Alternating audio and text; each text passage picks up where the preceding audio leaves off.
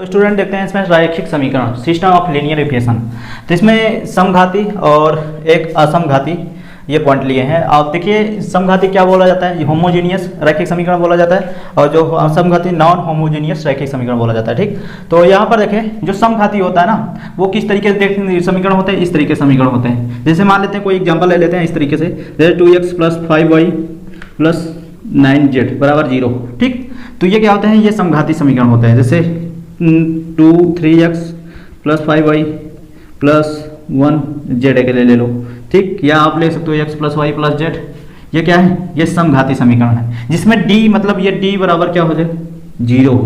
d मतलब क्या है, जैसे इसमें देखो तो इसमें क्या कर रहा है ax + by + cz + d क्या है बराबर 0। मतलब ये d जिसमें शामिल हो वो चीज़ क्या होता है, वो होता है असमघाती में समीकरण होता है, नॉन होमोजीनियस रैखिक समीकरण। ठीक, ये पहचानने का बहुत आसान तरीका होता है समघाती असमघाती। तो इसमें आपको ऐसे समीकरण मिलेंगे जैसे ये 2x + 3y + 5z + 9 दिया हो, या आपको ऐसे दिया हो, इसी को ऐसे भी दिया हो 2x + 3y + 5z = 9 दिया हो। ये क्या है, d डज नॉट इक्वल 0 क्या है, नहीं है ना। तो जहां बोल सकते हो d 0 नहीं होना चाहिए, ये चीज़ 0 नहीं होना चाहिए, वो चीज़ क्या होता है असमघाती समीकरण होते हैं। ठीक, तो आप ऐसे भी ले सकते हो x + y + z + 1 = 0, या आप ले सकते हो x + y प्लस ये माइनस में ले सकते हो -z = 5 माइनस में, इस तरीके से। तो ये क्या है असमघाती समीकरण। ठीक, इस तरीके से असमघाती और समघाती को पहचान सकते हो, देख के समीकरण आप पहचान सकते हो समघाती क्या है, होमोजीनियस रैखिक समीकरण। ठीक, तो यहाँ पर देखिए अब इसी में समझते हैं संगत समीकरण क्या होता है और असंगत समीकरण क्या होता है। ठीक, तो ये पॉइंट हट गया।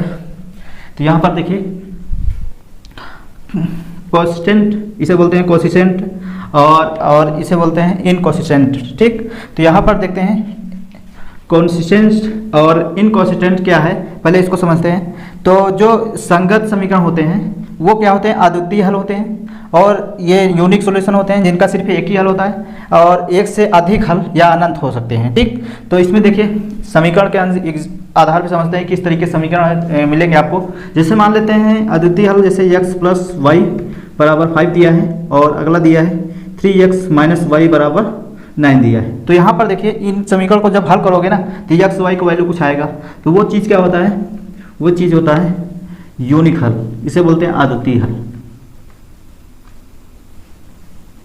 ठीक, तो इस तरीके जब समीकरण मिलेंगे उसका हल निकाल सकते हो, तो उसे बोलते हैं अद्वितीय हल, उसे वो भी बोलते हैं संगत हल बोलते हैं। ठीक, संगत हल में अद्वितीय हल और इसे एक से अधिक हल मिल रहे हैं तो उसके संगत बोला जाता है। ठीक, और ये एक से अधिक हल जो होगा उसे बोलेंगे क्या, उसका जिसका अनंत हल होता है। इस तरीके जैसे मान लेते हैं समीकरण दिया है x + 2y = 4 दिया है, और इसी का 2x + 4y = 8 दिया है। तो ये क्या है, ये दोनों समीकरण क्या है, ये अनंत हल है, ये भी संगत हल ही आता है, यही संगत हल है। इसका हल जो है क्या हो, अनंत हल है। हल कितने हैं, अनंत हल। ठीक, तो आपको इस तरीके से आप देखिए इसी का समानुपात होता है, ये सारे बराबर। देखिए इस तरीके से आप तो देख लोगे पर एक से अधिक अनंत हल नहीं पहचान पाओगे। तो एक तरीका है जो आप पहचान सकते हो, कैसे देखिए इसमें जो होता है इसके आगे जो गुणांक होते हैं ना, इनको जो आपस में सारे गुणांक बड़े कर लो, तो 1/3, और इसमें क्या है और 1/1। ठीक, इसमें ये चीज़ इक्वल नहीं होते पहला नंबर तो। ठीक, तो ये वो क्या होता है अद्वितीय हल होते हैं। ठीक, तो और इसमें क्या होता है ये तीनों इक्वल होते हैं। जैसे मान लेते हैं ले लेते हैं ये जैसे है a1x + b1y + c। ठीक, और c1 है, और a2x + b2 + c2 है। तो इसमें इन सब का अगर इक्वल करेंगे इस तरीके से a1 मतलब अगर अनुपात निकालेंगे a1 और a2 = b1 b2 = c1 c2, अगर ये तीनों इक्वल हो रहा है ना तो उसे बोलते हैं अनंत हल। एक सरल तरीका है जो पहचानने का। ठीक, अनंत हल इसे बोलेंगे। ठीक, यहाँ पर चेक कर सकते हो इन सब का। देखिए इसका कितना आएगा 1/2, और इन दोनों का क्या है 2/4 है, तो ये कट जाएगा, कितना आ जाएगा 1/2, और इन दोनों को करोगे तो 8 ये 4/8 है 2, ये क्या आ जाएगा 1/2। तीनों क्या है 1/2 = 1/2 = 1/2।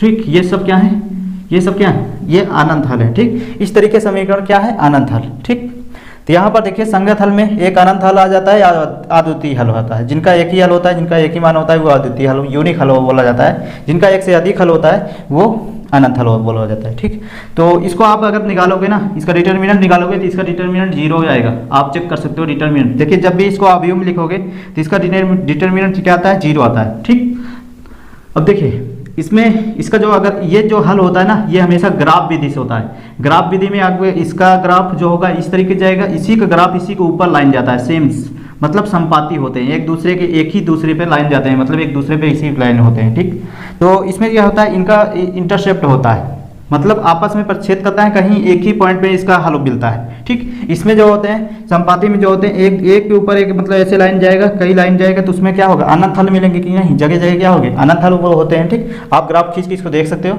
इसका भी ग्राफ आप खींच कर देख सकते हो, कहीं ना कहीं एक जगह इंटरसेप्ट करेगा। ठीक, प्रतिच्छेद बिंदु सिर्फ एक ही मिलेगा, तो इसका यूनिक हल बोला जाता है। तो यहाँ पर देखते हैं असंगत हल क्या होता है, इनकोसिस्टेंट इक्वेशन बोला जाता है इसे। तो क्या है, जिसका कोई हल ना हो। जैसे एग्जांपल में ले लेते हैं इसका, जैसे मान लेते हैं x + 2y 5 और x + 4y = 9। ठीक, आप इसको हल निकालोगे। देखिए x y की वैल्यू आप निकालोगे कैसे, देखिए इसमें मान लेते हैं हम क्या, जैसे ये 2 ले लेते हैं। ठीक, अब ठीक है, तो ये क्या है, ये क्या है कि इसका कोई हल नहीं है। आप चेक कर सकते हो, इसमें x को वैल्यू आप निकालोगे। देखिए आप पहले इसमें 2 से गुणा कराओगे, समीकरण को हल कराने के लिए कोई ना कोई बराबर होना चाहिए, तो ये 2 से गुणा करोगे 2x, मतलब दोनों इक्वल हो जाएंगे। आप इसका चेक करोगे तो ये क्या है, ये कोई हल नहीं है, मतलब x y की वैल्यू आप निकाल ही नहीं सकते। x y की वैल्यू आप निकाल ही नहीं सकते, तो कैसे कि उसका क्या होगा, कोई हल नहीं है। तो अब देखिए इसमें जो एक पॉइंट होता है चेक करने के लिए, आप इस तरीके से भी पता कर सकते हो, इस तरीके जैसे इसमें था। तो सेम अगर इसी तरीके से समीकरण होंगे ना, ये चीज़ कभी इक्वल नहीं होता, जो कोई हल नहीं होता उसका ये चीज़ कभी इक्वल नहीं होते। ठीक, तो ये दोनों तो इक्वल हो जाएंगे पर ये चीज़ इक्वल नहीं होगा, तो वो क्या होता है, उसका कोई हल नहीं होता। देखिए ये जो एक से अनंत हल है और ये असंगत हल है, तो ये दोनों क्या होते हैं, थोड़ा बहुत सिमिलर होते हैं। ठीक, तो इसमें आपको थोड़ा बहुत इसी में कन्फ्यूजन होंगे, और इसमें तो अद्वितीय हल में कोई दिक्कत नहीं है, और इसी में दिक्कत होंगे। ठीक, असंगत हल कैसे पहचानोगे, देखिए इसका भी डिटर्मिनेंट जो सारणिक होता है, सारणिक डिटर्मिनेंट कैसे निकाला जाता है। देखिए इसका जो डिटर्मिनेंट निकालोगे 1 2 2 4, तो और इसका जो डिटर्मिनेंट है क्या है, 1 2 और 2 4 सेम है। और देखिए इसका डिटर्मिनेंट कितना आ जाएगा, सारणिक निकालोगे तो ये 4 और ये 4, ये 0 आ रहा है, तो इसमें भी 0 आ रहे हैं। ठीक, देखिए ये 5 9 है, ये क्या है 4 8 है, तो ये इक्वल नहीं है, ये दोनों तो इक्वल होंगे पर इसका जो डिटर्मिनेंट होता है हमेशा 0 आता है। अब दोनों के 0 आ रहे हैं, तो कौन सा अनंत हल बोलोगे, कौन सा कोई हल नहीं है। तो इन ही दोनों में जो होता है कन्फ्यूजन इसी में होता है। ठीक, तो यहाँ पर हम इसको क्लियर कर लिए हैं। तो इसका जो ग्राफ होता है ना, तो ये हमेशा इस लाइन में होता है, समांतर लाइन में होते हैं। तो इसका ग्राफ जो होता है इस समांतर लाइन में कभी भी इंटरसेप्ट कहीं पर नहीं करता, कभी भी इसमें आपस में एक दूसरे से नहीं काटते, इसलिए इसका कोई हल नहीं होता। ठीक, तो इसी पे कुछ क्वेश्चन लेते हैं, उसके एग्जाम्पल थ्रू कुछ समझते हैं, या कुछ पॉइंट और है उसको देख लेते हैं। तो स्टूडेंट इसमें देखते हैं क्रैमर नियम से, देखते हैं कि ये क्रैमर रूल क्या होता है, इसको देखते हैं। देखिए इस तरीके से आपके पास 3 निकाल दिया है, 3 समीकरण दिए हैं, तो उसको कैसे निकालते हैं। देखिए क्रैमर रूल क्या होता है, x और y की वैल्यू निकाला जाता है, x y और z की वैल्यू निकाला जाता है, और किस पे आधार पर निकाला जाता है, x1/डेल्टा होता है, ये सूत्र होता है इसका, और y2 मतलब y की वैल्यू निकाला जाता है, डेल्टा2/डेल्टा, और z का वैल्यू निकाला जाता है डेल्टा3/डेल्टा। ठीक, इससे निकाला जाता है। अब जो डेल्टा का वैल्यू है कहाँ से आता है, इसी समीकरण से आता है, इसको निकालते हैं। डेल्टा का जो वैल्यू है, देखिए इसमें जो डेल्टा का वैल्यू होता है इन्हीं तीनों को लिया जाता है, x y और z का मान गुणांक लिया जाता है। ठीक, जैसे a1 a2 a3 b1 b2 b3 c1 c2 c3। ठीक, अब देखिए डेल्टा 1 का मान क्या है, इसको निकाल लेते हैं। डेल्टा 1 का मान देखिए, डेल्टा 1 का भी मान चाहिए हमको। डेल्टा 1 का मान देखिए, जब 1 का निकाल रहे हो, ये तो फर्स्ट है, ये सेकंड है, ये थर्ड है, तो डेल्टा 1 का मान अगर निकाल रहे हो तो इसमें डेल्टा 1 का मान नहीं लिया जाएगा। डेल्टा 1 का मान की जगह क्या होगा, इसको d1 d2 इसको प्रतिस्थापित कर देते हैं, d1 d2 d3, और ये दोनों आपसे ये दोनों लिखा जाएंगे, तो यहाँ पर b1 b2 b3 और c1 c2 c3, इस तरीके से हम डेल्टा 1 का मान निकाल लेते हैं। और डेल्टा 3 का मान, डेल्टा 2 का मान निकालना है तो डेल्टा 2 वाले का नहीं लिखा जाता है, और ये दोनों तो लिखा जाएंगे, तो ये a1 a2 a3। अब यहाँ पर क्या प्रतिस्थापित होगा, d1 d2 d3 और c1 c2 c3। और जब डेल्टा डेल्टा 3 का मान निकालना होता है तो क्या करते हैं, 3 की जगह क्या होना चाहिए, D1 D2 होना चाहिए, और पहले दूसरे इसको बता देते हैं, क्या हो जाएगा A1 A2 A3 B1 B2 B3, और इसके बाद ये सी के तीसरे जगह क्या होगा, D1 D1 D2 D3। इस तरीके से हम डेल्टा का मान निकाल के इसमें क्रैमर एक्स वाई और जेड का मान निकाल लेते हैं, ठीक, क्रैमर नियम से। तो इसमें एक क्वेश्चन देखते हैं, क्रैमर नियम से देखते हैं एक क्वेश्चन इसमें। तो इसको देखिए, पहले इसको हम डेल्टा निकाल लेते हैं, डेल्टा सारणी निकाल लेते हैं। इसमें 6 1 2 और 1 3 1 -3 -2 4। तो इसका जो मान निकाल लेते हैं क्या आता है, देखिए 6 का इसका प्रसार कर देते हैं, क्या आ जाएगा 6 से, और ये चलती है 12 और ये +2 और ये -1। देखिए रो 1 के लिए ले रहे हैं इसमें, तो 1 लेंगे ये क्या आ जाएगा 4 +4 और -3 है, ये माइनस में है, इसका मान क्या आ जाएगा 1, ये 6। इसको सॉल्व कर लेते हैं, क्या आ जाएगा, ये 12 14 तो 14 और ये क्या आ जाएगा -8 और ये देखिए माइनस में, ये माइनस प्लस हो जाएगा, 3 × 15 तो 15 में, हाँ 8 में से ये आ जाएगा 7, तो 14 × 6 84 और ये 7, देखिए ये 7 आ जाएगा और वो भी प्लस में, तो 7 इसमें जोड़ दोगे तो कितना आ जाएगा 91 91। अब यहाँ से निकाल लेते हैं डेल्टा 1 का मान। डेल्टा 1 का मान कैसे निकालेंगे, सेम इसी में देखिए, डेल्टा 1 ये जैसे 1 है, ये 2 है और ये 3 है, तो डेल्टा 1 के ले रहे हैं तो इसमें क्या होगा, ये चीज़ नहीं लिखा जाएगा, मतलब इसका गुणांक नहीं लिया जाएगा, ये लिया जाता है, तो 5 5 8 और इसका गुणांक लिया जाएगा 1 3 1 और -3 -2 4। ठीक, इसको सॉल्व करेंगे, डेल्टा 1 का मान निकालेंगे तो 5 लेंगे तो अंदर क्या हो जाएगा, चलती है 12 माइनस ये +2 आ जाएगा और -1 लेंगे तो इसमें 4 5 20 और 8 दूना 16 +16 -3 लेंगे तो ये 5, ये 8 3 24। तो सॉल्व करते हैं, इसमें 5 और गुणा 14 और माइनस ये कितना हो जाएगा 36 और ये आ जाएगा माइनस में, तो ये कितना आ जाएगा, ये माइनस ये 19 19 3 के 57। ठीक, ये भी प्लस में आ जाएगा, तो इसको सॉल्व कर लेते हैं। डेल्टा 1 का मान क्या आ जाएगा, देखिए इसमें 14 5 70 और ये दोनों घटाएंगे कितना आ जाएगा, तो 7 में 6 का 1 और 5 में 2 21। तो देखिए ये प्लस में आ जाएगा, ये जोड़ दोगे तो कितना है 91 91 आ रहा है। तो अब देखिए ये आ गया डेल्टा 1 का मान। डेल्टा 2 का मान निकाल लेते हैं। डेल्टा 2 का मान यहाँ पर देखिए, डेल्टा 2 क्या है, ये लोगे तो मतलब ये चीज़ आपको नहीं लिखा जाएगा 1 6 2 1, मतलब 6 1 2 और इसका गुणांक जो है क्या लिखा जाएगा 5 8 5 5 8, ये आपको पता है, इसके पहले बताए थे ये चीज़। और उसके बाद क्या है -3 -2 -3 -2 और क्या है 4। ठीक, अब इसको सॉल्व करेंगे, डेल्टा 2 का मान निकालेंगे। डेल्टा 2 का मान निकालेंगे, ये 6 आ जाएगा और ये 4 5 20 और ये +8 दूना 16। ठीक, और उसके बाद क्या लेंगे, तो ये क्या 5 लेंगे -5, तो इसको सॉल्व करते हैं कितना आ जाएगा, तो -5 लेंगे तो ये चीज़ खत्म, तो ये 4 ये प्लस ये 4।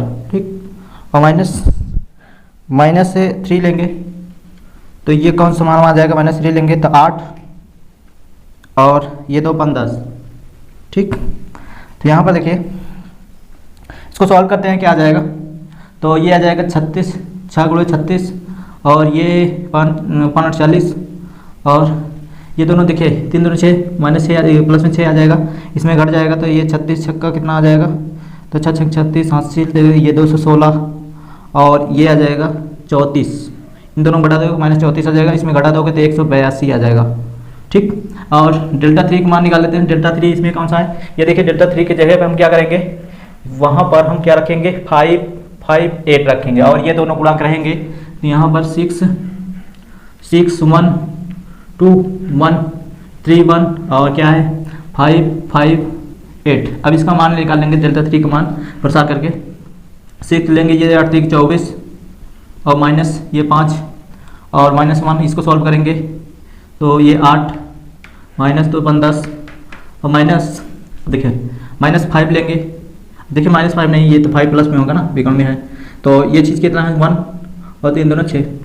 ठीक, इसको सॉल्व करते हैं, क्या आ जाता है, तो 24 में से 5 जाएगा तो ये 5 ही है, तो 8 3 24 हाँ 5 ही है, तो इसमें घटा देंगे तो कितना आ जाएगा 6 × 19 और ये आ जाएगा +2 आ जाएगा और ये 5 25, 25 माइनस में आ जाएगा, 19 3 के 57, सॉरी, तो ये दोनों गुणा करेंगे, 6 9 54 हासिल 5 6 5 11 114 और 6 5 11, ठीक है। और उसके बाद +2 है और -25, अब ये जोड़ देंगे 116 -25, इसमें घटा देंगे कितना जाएगा, तो इसमें 25 घटाएंगे तो इसमें देखिए 1 और इसमें 2 9 91। अब यहाँ देखिए हम डेल्टा के ये एक्स वाई जेड का मान निकाल लेते हैं। एक्स बराबर क्या होता है, डेल्टा 1 अपान डेल्टा, और डेल्टा 1 का मान कितना है, डेल्टा 1 का मान 91 और नीचे 91 दोनों है, ये कट जाएगा, 1 आ जाएगा। वाई का वैल्यू क्या होता है, डेल्टा 2 अपान डेल्टा 2 का वैल्यू कितना है 182 अपान 91, ये काट दोगे तो ये आ जाएगा 2, और एक्स वाई जेड, अब जेड का मान निकाल लेते हैं, डेल्टा 3 अपान डेल्टा 3 का मान कितना है 91 अपान 91, ये कट जाएगा, ये 1, तो एक्स वाई का मान क्या आ गया, एक्स का मान 1, वाई का मान भी 2, जेड का मान क्या है 1। तो ये तीनों इस तरीके से देखिए, क्रैमर नियम से अगर निकालना है तो इसी तरीके से निकाल देंगे, ठीक। जब भी निकालते हैं क्रैमर नियम के तो ये सारणिक में अलग अलग गुणांक लिखा जाता है, ठीक। तो बहुत ही ईजी है। नेक्स्ट क्वेश्चन देखते हैं। तो स्टूडेंट देखते हैं संगत असंगत, ठीक। तो इसमें देखिए जब भी डिटर्मिनेंट निकालते हैं ना, डिटर्मिनेंट अगर 0 आ जाता है, 0 नहीं आता तो उसके लिए ये कंडीशन है, अगर 0 आ जाता है तो उसके लिए 2 कंडीशन है, ठीक। तो यहाँ पर समझते हैं, अगर 0 नहीं आता तो क्या बोला जाता है, वो संगत हल बोला जाता है, ठीक। जिस चीज़ का डिटर्मिनेंट अगर 0 आ जाता है वो चीज़ क्या होता है, संगत हल होता है, और उनका जो हल होता है अद्वितीय हल होता है, जिसे यूनिक हल बोला जाता है, ठीक। यूनिक हल होता है, उनका सिर्फ एक ही हल होता है। और जब भी अगर डिटर्मिनेंट का 0 आ जाता है तो उसमें 2 कंडीशन हो सकते हैं। डिटर्मिनेंट का 0 अगर आ रहा है तो डेल्टा 1 और डेल्टा 2 और डेल्टा 3 का मान में कोई कम से कम कह रहा है 1 शून्य नहीं होना चाहिए। अगर 1 शून्य नहीं है तो वो चीज़ क्या होता है, कोई हल नहीं है, वो चीज़ असंगत हल बोला जाता है, ठीक। वो चीज़ क्या है, निकाय से असंगत होगा। तो यहाँ पर समझते हैं, अगर 0 आ जाता है उसका तो उसमें डेल्टा 1 डेल्टा 2 डेल्टा 3 का मान भी 0 आ जाता है, तो वो क्या बोला जाता है, वो अनंत भी हल हो सकते हैं और कोई भी हल नहीं हो सकता है, मतलब दोनों हो सकते हैं, और वो चीज़ संगत भी हो सकते हैं असंगत भी हो सकते हैं, ठीक। तो इसमें इसको समझते हैं कौन सा ये स्थिति कौन सा, इसमें देखिए कंडीशन पे एक क्वेश्चन लिए है और समझते हैं ये क्वेश्चन किस तरीके से इसमें लागू होता है, ठीक।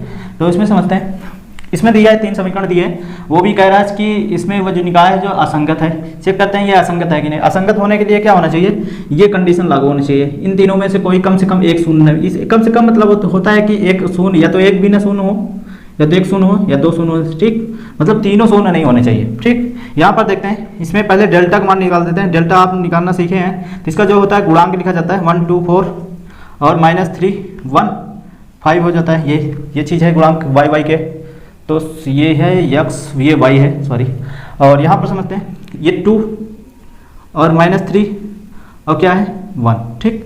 अब डेल्टा का मान निकाल लेते हैं। डेल्टा का मान क्या आ जाएगा, देखिए 1 लेंगे तो ये 1 1 और ये बनते हैं 15, ठीक। अब देखिए ये माइनस आएगा प्लस में, ये माइनस में आएगा, क्योंकि माइनस ये प्लस कर देगा, पर बीच में माइनस है।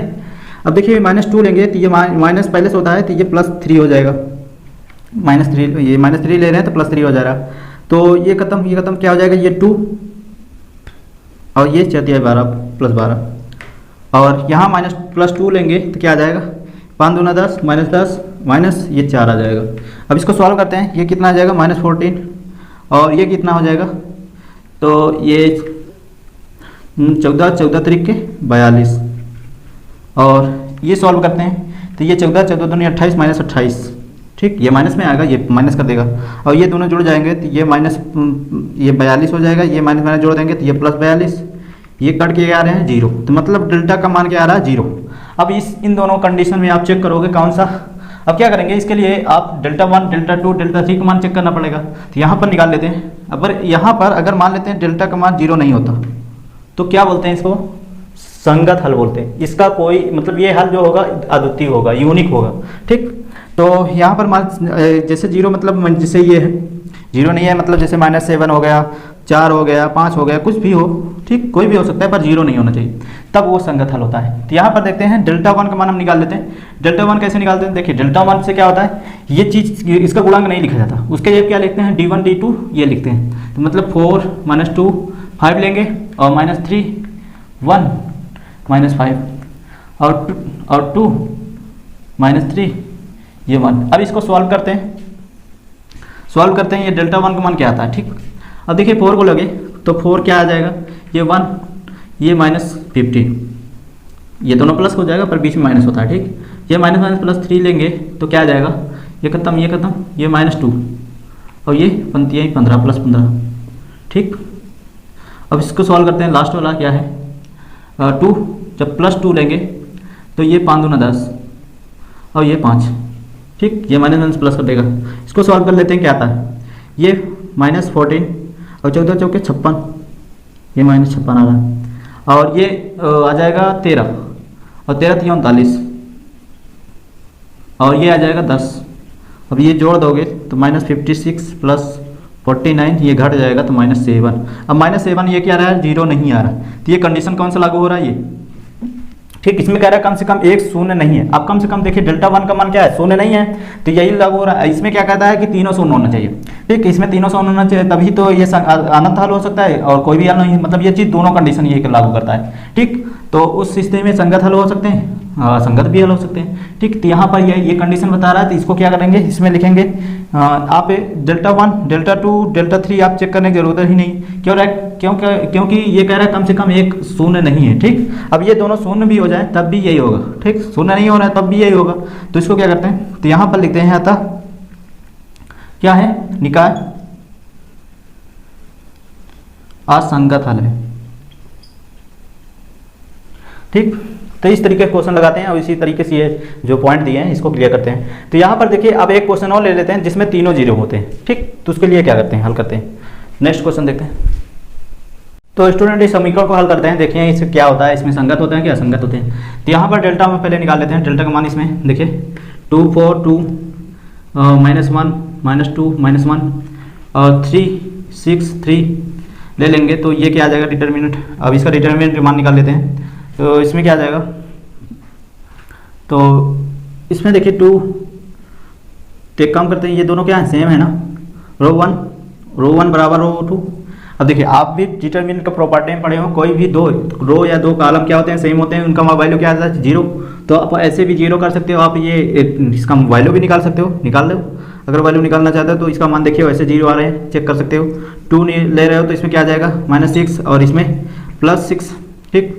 और प्लस ये माइनस होगा, ये प्लस हो जाएगा क्योंकि माइनस पहले से है, और ये 1 लेंगे तो इसमें देखिए ये खत्म, ये खत्म, तो ये 12 और 2 छंग 12 और प्लस 3 लेंगे तो इसमें देखिए -4 और 2 दूनी 4 +4, तो ये देखिए सब कट कैंसिल हो रहे हैं, तो क्या आ जाएगा 0। डेल्टा का मान क्या आ रहा है 0। अब देखिए Δ1 का मान निकालेंगे, Δ1 का मान निकालेंगे, कैसे निकालेंगे देखिए, तो पहले डिटर्मिनेंट इसमें निकाल लेते हैं। तो डिटर्मिनेंट देखिए इसमें क्या आएगा, सारणी के इसमें किससे कैसे निकालेगा, देखिए Δ1 ले रहे हैं तो इसका गुणांक की जगह क्या लिखा जाएगा, 485 और ये चीज़ क्या है -2 मतलब -1 -2 -1 और 3 6 3, ठीक। अब इसका वैल्यू निकाल लेते हैं, Δ1 का मान क्या आ जाता है, देखिए इसमें भी आप चेक करोगे ना, ये भी 0 आ जाएगा, माइनस इसमें देखिए माइनस बाहर निकाल सकते हो तो, और चेक करो इसमें देखिए 2, ये इसमें 3 कॉमन ले लो तो दोनों सेम हो जाएंगे। और यहाँ पर देखिए, यहाँ पर क्या कर सकते हो, इसमें साड़ी निकाल लेते हैं, कितना मान ऐसे भी निकाल लेते हैं 4, तो ये क्या है -6 और ये +6, ठीक। और ये यहाँ पर प्लस हो जाएगा क्योंकि 1 है।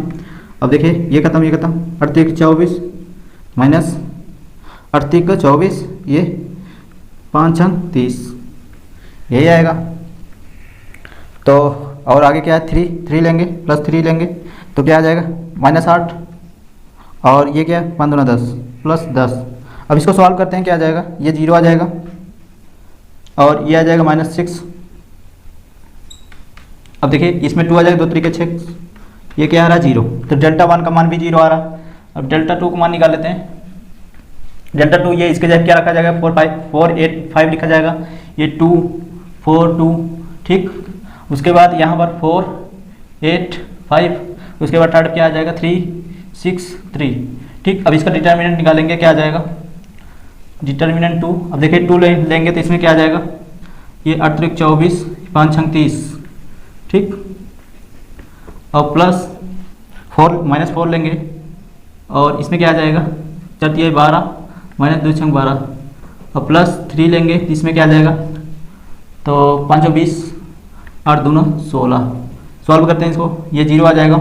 अब इन दोनों क्या आ जाएगा, -6 12 आ जाएगा, -12। और ये इसमें देखें तो इसमें 4 चटियाँ 12, ये +12, ये कैंसिल होके ये Δ2 का मान भी 0 आ रहे हैं। तो उसके बाद Δ3 का मान निकाल लेते हैं। Δ3 का मान निकाल लेते हैं। Δ3 का मान क्या आ जाएगा, ठीक है। Δ3 की जगह क्या रखा जाएगा, ये दोनों गुणांक रखे जाएंगे। तो 2 4 2 और -1 -2 -1, और यहाँ पर 4 8 5 रखा जाएगा। तो इसका मान निकाल लेते हैं। 2 लेंगे तो क्या आ जाएगा, 5 दूना 10 -10, ये 8 +10 +8 हो जाएगा, क्योंकि अंदर माइनस है पहले से। और ये माइनस लेंगे, -10 प्लस हो जाएगा मान। तो 5 और 20 और 8 दूना 16, ठीक। अब 4 लेंगे, तो 4 लेंगे +4 लेंगे तो क्या आ जाएगा, तो -4 और क्या है +4। तो यहाँ 0 आ रहा है, तो इसमें आ जाएगा कितना, तो इसमें -2 -4 और इन दोनों घटा +4, ये कैंसिल हो जाएगा 0। मतलब Δ3 का मान भी क्या आ रहा है, 0। अब देखिए तीनों का मान क्या आ रहा है, 0। तो Δ1 Δ2 Δ3 इन सब का मान क्या आ रहा है, 0। जब तीनों का मान 0 आ जाता है ना, तो उसको क्या बोला जाता है, अतः समीकरण क्या संगत भी हो सकते हैं, संगत भी हो सकता है तथा संगत भी हो सकता है, संगत भी हो सकता है तथा असंगत भी हो सकता है, ठीक। दोनों हो सकते हैं। देखिए जब भी यहाँ तक सॉल्व करोगे तो ये बता सकते हो, ये संगत असंगत अगर बात करेगा तो संगत, ये सॉल्व करने के बाद बता सकते हो, ठीक। तो इसको आगे भी सॉल्व कर सकते हो, ये संगत है, सच में ये संगत है कि असंगत है। देखिए उसके लिए क्या करोगे, यहाँ पर जेड के मान एक चीज़ रखोगे, जेड के जगह आप के रखोगे, ठीक। जहाँ जहाँ इस समीकरण पर जेड के जगह के रखोगे और इन दोनों को सॉल्व करेंगे तो सब सिमिलर हो जाएंगे। तो इसको निकाल लेंगे। तो यहाँ पर देखिए अगर जेड के जगह के रखोगे तो के इधर पक्षांतर कर दोगे तो क्या आ जाएगा, 2x -y, यहाँ +3k हो जाएगा, बराबर क्या आ जाएगा 4। अब ये 2x है, 2x -y बराबर ये 4 - 3k ले सकते हो, ये समीकरण ले लो। और ऐसे सेम ऐसे निकाल लोगे, 4x - 2y बराबर इसको 6 इधर 8 - 6k हो जाएगा। तो इसमें 2 कॉमन ले लो, 2 कैंसिल हो जाएंगे, तो 2 इसमें कैंसिल, ये 2 1 2 4 2 3, तो कितना आ जाएगा 2xy, ये क्या आ जाएगा 4 - 3k, ये दूसरा समीकरण है। ऐसे निकाल लेंगे, इसका भी सेम निकाल लेंगे। तीसरे समीकरण को 2x - y और यहाँ पर क्या रखेंगे, तो ये 5 - 3k। अब देखिए तीनों समीकरण को चेक करो, अगर देखें तीनों समीकरणों का रेशियो क्या है, सेम है। तो यहाँ पर तीनों समीकरण तो एक साथ में लिख दे रहे हैं। पहला समीकरण क्या है, 2x - y बराबर 4 - 3k। दूसरा क्या है, 2x - y बराबर 4 - 3k, ये पहला था, ये दूसरा है। और तीसरा क्या है, 2x - y बराबर 5 - 3k। तो यहाँ पर देखिए तीनों समीकरण क्या, तीनों सेम नहीं होने, देखिए ये तीनों सेम है ना, तो ये दोनों सेम है, तो इसका मतलब क्या पता चल रहा है कि, और ये तीनों सेम नहीं है, तो ये चीज़ बता दें जब ये दोनों सेम है तो अगला सेम नहीं है लास्ट वाला, तो उसे क्या बोलते हैं, ये बोलते हैं दो जो समांतर रेखाएं हैं, इसे बोल सकते हो समांतर रेखाएं हैं। मतलब एक दूसरे के सबके अनुपात में होना चाहिए, इन दोनों का अनुपात समांतर रेखाएं हैं। अतः इनका कोई हल नहीं होता, कोई हल नहीं होता। जब ये समांतर होते हैं ना, इनका कोई हल नहीं होता, मतलब ये रेखाएं इस तरीके से चलेंगे, इसमें कहीं इंटरसेप्ट नहीं हो रहे हैं, तो ये क्या हो गए, समांतर रेखाएं हैं, तो इसका कोई हल नहीं है, ठीक। तो अब आ जाते हैं नेक्स्ट पे। तो स्टूडेंट इसमें रैखिक समघात समीकरण को हल कैसे किया जाता है इसको समझते हैं। देखिए इस तरीके समीकरण मिलेंगे आपको, रैखिक समघात को बोले तो इसमें डी नहीं रहेगा, ठीक। तो डी इसमें नहीं है, तो इस तरीके से आपको समीकरण मिलेंगे। तो इसमें डी का मान जो रहेगा वो 0 रहेगा हमेशा, ठीक। तो जो असमघात होता है डी का मान रहता है 0 की जगह क्या कोई अंक होता है 2 1 3 इस तरीके से माइनस में होते हैं, ठीक। तो यहाँ पर समघात है। अब इसका डिटर्मिनेंट आप निकालोगे तो उसमें क्या होगा, वैल्यू जो आएगा या तो 0 आएगा या तो 0 नहीं आएंगे या तो 0 आएंगे, मतलब दो ही कंडीशन हो सकते हैं, या तो 0 आएगा या तो 0 नहीं आएगा, ठीक। तो अगर 0 नहीं आता है तो उसके लिए समघात का समीकरण हल कैसे किया जाता है, और उसमें ध्यान देना है जो डेल्टा 1 डेल्टा 2 डेल्टा 3 का मान होता है वो हमेशा जीरो आता है। कैसे आता है, देखिए इसमें जब ये जीरो है ना, कोई भी रो कोई भी कॉलम क्या होता है जीरो हो जाता है, तो उसका मान क्या होता है जीरो होता है। जब डेल्टा 1 का मान आप निकालोगे, डेल्टा 1 का मान क्या है, यहाँ पर जीरो रखोगे, उसके बाद B1 B2 B3 C1 C2, आपको पता है जब डिटर्मिनेंट में कोई भी रो या कोई भी कॉलम अगर जीरो हो जाता है क्या होता है, सारे के मान क्या होते हैं जीरो हो जाते हैं। तो इन सब का मान क्या है, सब में जीरो आएगा कोई ना कोई।